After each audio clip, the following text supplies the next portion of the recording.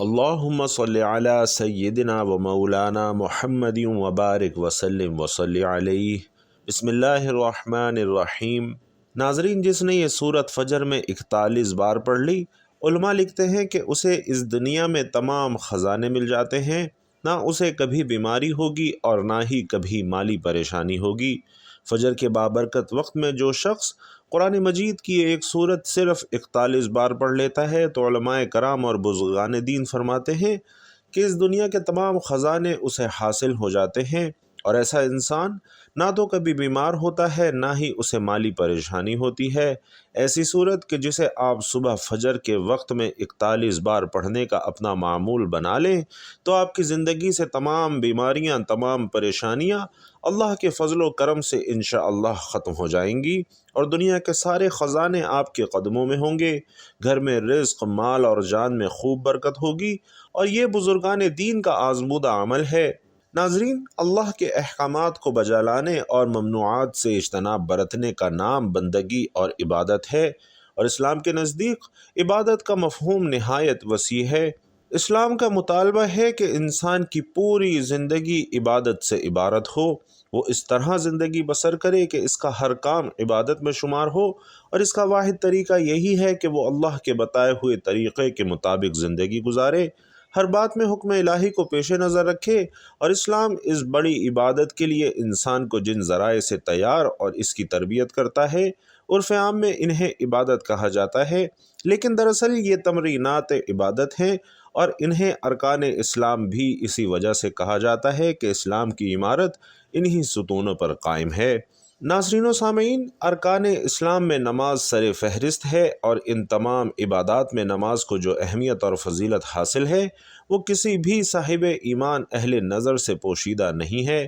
نماز کی اہمیت کا اندازہ صرف اس بات سے لگائیے کہ قرآن کریم کے ہر پیغام میں صلاۃ یعنی نماز کا لفظ حروف جلی میں موجود ہے، اور ایمان کے بعد سب سے اہم رکن جس کا مطالبہ اہل اسلام سے کیا گیا ہے وہ نماز ہی ہے۔ نماز مسلمانوں کی دینی پہچان اور امتیازی نشان ہے، اور یہی وجہ ہے کہ قرآن و حدیث میں اس کی ادائیگی پر بہت ہی زیادہ زور اور ترک پر وعید موجود ہے۔ بفرمان نبوی صلی اللہ علیہ وسلم،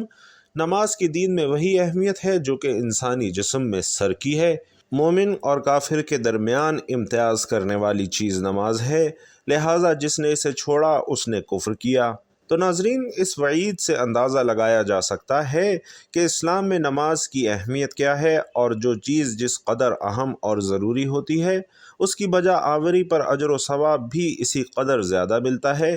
چنانچہ نماز کا ثواب بھی اس قدر ہے کہ انسان اس کا تصور بھی نہیں کر سکتا۔ لیکن 5 وقتہ نمازوں میں نماز فجر کی اہمیت اور فضیلت سب سے نمایاں ہے، اور اس کی ادائیگی پر اجر و ثواب بھی دیگر 4 نمازوں سے زیادہ ہے، اور اس کی وجہ صاف ظاہر ہے، یہ ہے کہ فجر کے وقت تمام دنیا نیند کی آغوش میں محو استراحت ہوتی ہے اور خواب خرگوش کے مزے لے رہی ہوتی ہے، لوگوں پر غفلت اور سستی کی چادر تنی ہوئی ہوتی ہے، اور ایسے میں نرم اور گرم آرام دہ بستر کو چھوڑ کر اللہ کی اطاعت و محبت میں بارگاہ الہی میں سجدہ ریز ہونا بڑا ہی پرمشقت اور نفس کو زیر کرنے جیسا مشکل کام ہے، اور اللہ سبحانہ و تعالی کی سنت ہے کہ بندے کو جس نیکی کے کرنے میں مشقت زیادہ ہو اور نفس اور شیطان سے لڑائی لڑنی پڑے تو اللہ اس پر اجر و ثواب بھی زیادہ عطا کرتا ہے، چاہے وہ نیکی کتنی ہی چھوٹی کیوں نہ ہو۔ قرآن و حدیث سے بھی نماز فجر کی قرأت و تلاوت قرآن مجید کی اہمیت اجاگر ہوتی ہے،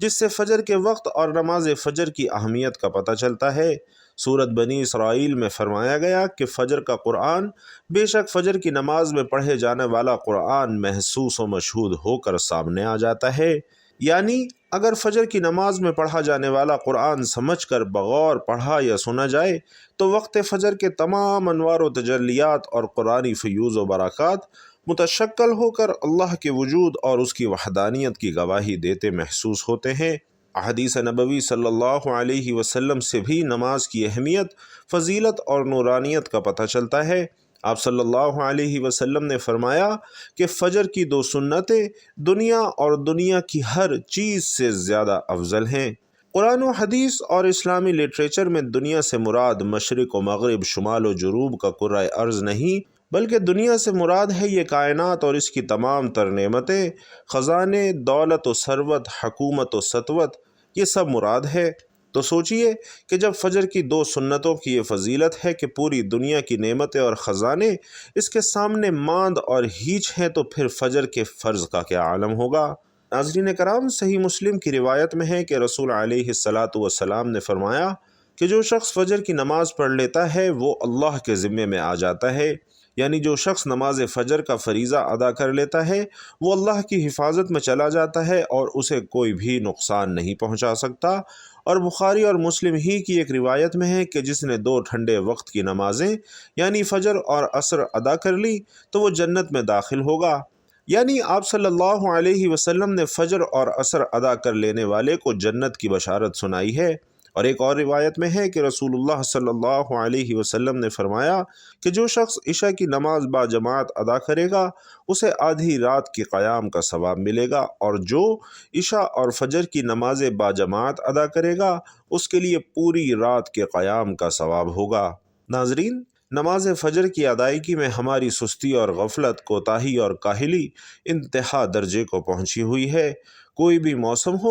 بقیہ 4 نمازوں کے مقابلے میں فجر میں نمازی بہت ہی کم تعداد میں ہوتے ہیں، اور بدقسمتی سے یہی حال ہمارے گھروں میں خواتین کی نماز فجر کا ہے۔ فجر کی نماز میں وہ اہتمام نہیں ہوتا جو بقیہ 4 نمازوں کی ادائیگی میں ہوتا ہے۔ موسم گرما میں راتیں چھوٹی ہونے کا بہانہ اور موسم سرما میں صبح سردی کا عذر، لیکن ہمارا ہر بہانہ اور عذر نماز میں کوتاہی اور غفلت کے سلسلے میں اللہ کے ہاں ناقابل قبول ہے۔ ہم میں سے اکثر لوگوں کو ایک شکوہ ہمیشہ رہتا ہے کہ روزی میں برکت نہیں ہے، گھروں میں برکت نہیں ہے، کتنا ہی کما لیں پتہ ہی نہیں چلتا کہ کہاں گیا، اور ہر وقت کوئی نہ کوئی پریشانی رہتی ہے، کبھی کوئی بیماری، کبھی کوئی تنگی۔ اور اگر اس ساری بے برکتی، تنگ دستی، بے روزگاری اور پریشانیوں کو ہم نماز فجر کی عدم ادائیگی کے پس منظر میں دیکھیں تو معلوم ہوگا کہ یہ سب بے برکتی اسی سبب سے ہے کہ ہم نماز فجر کی ادائیگی میں حد درجہ کوتاہی، غفلت، لاپرواہی اور سستی کا شکار ہیں۔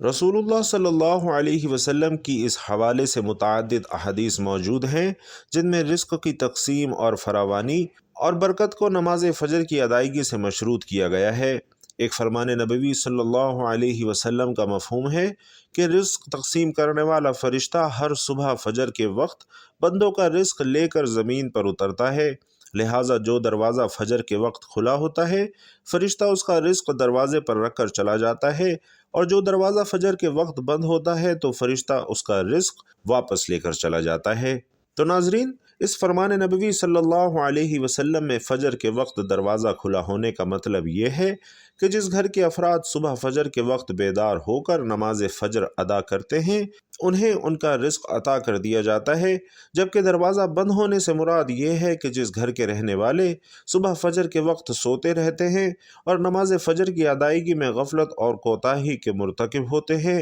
تو انہیں ان کے رزق سے محروم کر دیا جاتا ہے۔ رسول اللہ صلی اللہ علیہ وسلم کے فرمان کے مطابق فجر اور عشاء کی نمازیں خیر و برکات سے معمور ہیں، اور ان 2 نمازوں کی ادائیگی بے شمار نیکیوں اور ثواب کے ذخائر اور رزق اور برکتوں کے خزانے جمع کرنے کا سبب ہے۔ جیسا کہ رسول اللہ صلی اللہ علیہ وسلم نے فرمایا کہ اگر لوگوں کو عشاء اور فجر کی نمازوں کا ثواب،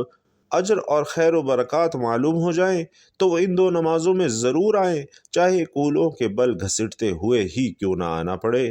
اور ناظرین، ہم میں سے اکثر نماز فجر خصوصاً اور دیگر نمازوں کو عموماً چھوڑ کر اپنے گھروں میں خیر و برکت کے لیے قرآن خوانی، میلاد کی محافل کے انعقاد، لوح قرآنی کے تعویذ آویزہ کرنے جیسے نیک کاموں کی طرف متوجہ کرتے ہیں۔ اس سے انکار تو نہیں کہ بلا شبہ ان تمام کارہائے خیر میں برکت کا عنصر موجود ہوتا ہے، لیکن قرآن خوانی، محفل میلاد، لوح قرآنی کے نقوش گھروں میں آویزہ کرنے سے خیر و برکات کا ہونا نماز کی ادائیگی سے ہی مشروط ہے۔ ہر خیر و برکت کے سوتے نماز سے پوٹتے ہیں۔ اللہ کی تمام نعمتوں، برکتوں اور رزق کے دریا نماز کی ادائیگی سے ہی بہتے ہیں، اور اس کے ساتھ ہی یہ امر بھی اہم ہے کہ فجر کے علاوہ بقیہ 4 نمازوں میں بھی خیر و برکت نماز فجر کی ادائیگی سے ہی مشروط ہے، اس لیے کہ خیر و برکت کا آغاز نماز فجر کی ادائیگی سے ہی ہوتا ہے۔ ہمیں اپنے گھروں میں تمام اہل خانہ کی نماز فجر کی ادائیگی کے حوالے سے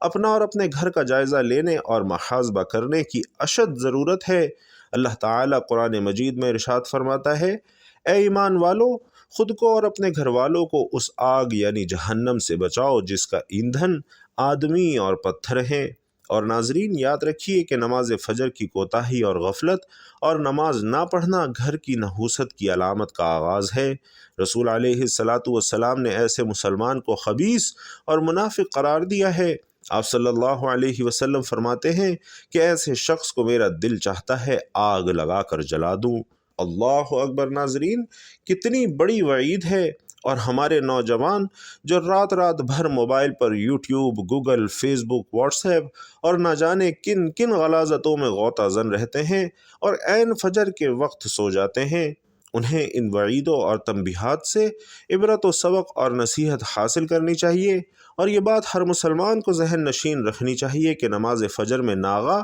اللہ اور رسول اللہ صلی اللہ علیہ وسلم کو کسی صورت قبول نہیں ہے۔ یہ ایسی غلطی، کوتاہی، غفلت اور سستی پر مبنی گناہ ہے کہ اس پر جتنا لکھا اور بولا جائے وہ کم ہے۔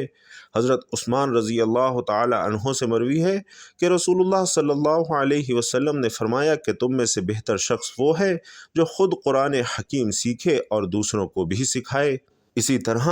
حضرت عائشہ صدیقہ رضی اللہ تعالی عنہا روایت فرماتی ہیں کہ حضور نبی کریم صلی اللہ علیہ وسلم نے فرمایا کہ قرآن مجید کا ماہر معزز و محترم فرشتوں اور معظم و مکرم انبیاء علیہم السلام کے ساتھ ہوگا، اور جو شخص قرآن پڑھتا ہو لیکن اس میں اٹکتا ہو اور پڑھنا اس پر کند ذہن یا موٹی زبان ہونے کی وجہ سے مشکل ہو تو اس کے لیے بھی دگنا اجر ہے۔ ناظرین، حضور نبی کریم صلی اللہ علیہ وسلم فرماتے ہیں کہ رشک تو بس دو آدمیوں سے ہی کرنا جائز ہے۔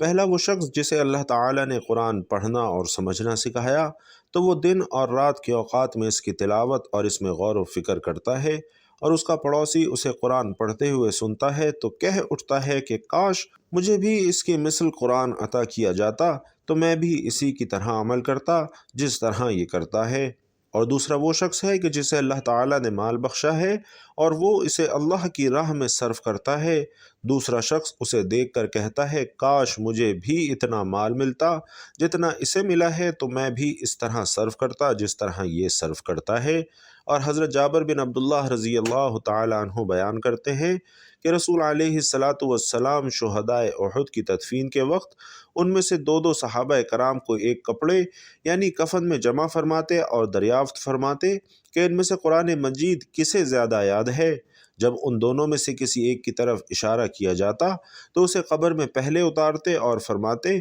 کہ میں قیامت کے دن ان سب پر گواہ ہوں گا۔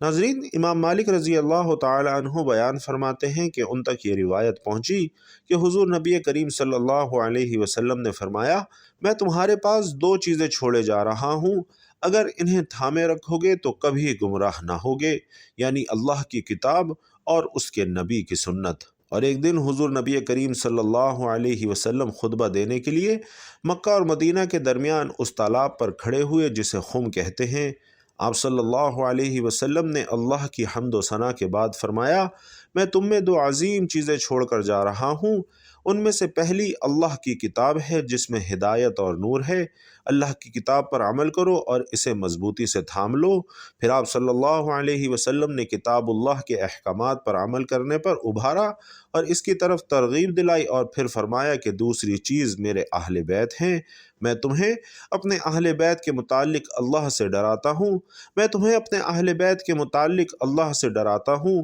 میں تمہیں اپنے اہل بیت سے متعلق اللہ سے ڈراتا ہوں۔ اور ناظرین، اس حدیث کو امام مسلم، دارمی اور امام احمد نے روایت کیا ہے، اور انہی سے مروی ایک روایت میں ان الفاظ کا اضافہ ہے کہ یہ اللہ کی کتاب ہے جس میں ہدایت اور نور ہے، جس نے اس کتاب کو مضبوطی سے تھام لیا اور اس کے احکامات پر عمل کیا وہ ہدایت یافتہ ہوگا، اور جس نے اسے چھوڑ دیا وہ گمراہ ہو گیا۔ اور ایک اور روایت میں آپ علیہ السلام فرماتے ہیں کہ سنو، میں دو عظیم چیزیں چھوڑ کر جا رہا ہوں، ایک اللہ کی کتاب ہے جو اللہ کی رسی ہے، جو اس کی اتباع کرے گا وہ ہدایت یافتہ ہوگا، اور جو اس کو ترک کر دے گا وہ گمراہی پر ہوگا۔ تو ناظرین، اب تک کی تمام احادیث سے ثابت ہوا کہ فجر کے وقت کی نماز کی بہت ہی زیادہ اہمیت ہے، اور اس کے بغیر باقی نمازیں بھی بے اثر رہتی ہیں، اور قرآن پاک کو مضبوطی سے تھامنے کے لیے نبی کریم صلی اللہ علیہ وسلم نے خاص طور پر احکامات فرمائے ہیں۔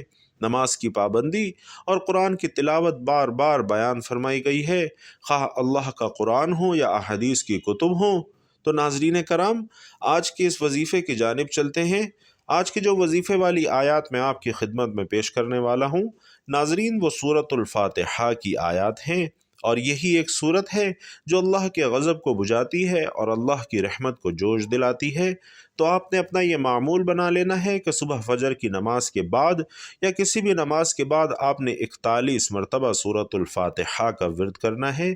کوشش کریں کہ یہ وظیفہ فجر کے بعد ہی کیا جائے، لیکن اگر فجر کے بعد کسی وجہ سے یا کسی کام کی وجہ سے آپ یہ وظیفہ نہ کر سکیں تو آپ یہ وظیفہ پھر کسی بھی اور نماز کے بعد بھی کر سکتے ہیں، اور آپ نے صرف کسی بھی نماز کے بعد آرام و سکون سے بیٹھ کر 41 مرتبہ سورۃ الفاتحہ کا ورد کرنا ہے۔ ناظرین، جیسا کہ ہم جانتے ہیں کہ سورۃ الفاتحہ کے کتنے زیادہ فضائل ہیں۔ سورۃ الفاتحہ اللہ سبحانہ و تعالیٰ کو اتنی زیادہ محبوب ہے کہ اللہ نے اس سورت کو ہر نماز میں لازمی قرار دے دیا ہے۔ جب بھی کوئی مسلمان نماز پڑھتا ہے تو وہ کوئی بھی سورت شروع کرنے سے پہلے ایک مرتبہ سورۃ الفاتحہ ضرور پڑھتا ہے۔ سورۃ الفاتحہ ایک چھوٹی سی 7 آیات پر مشتمل سورت ہے، اور یہ بھی جان لیجئے کہ اگر آپ فجر کی نماز کے بعد 41 مرتبہ سورۃ الفاتحہ پڑھنے کو اپنا معمول بنا لیتے ہیں تو یقین کیجئے کہ آپ کی زندگی بدل جائے گی، اور ہر طرح کی بیماری، سستی، کاہلی، کمی، کوتاہی،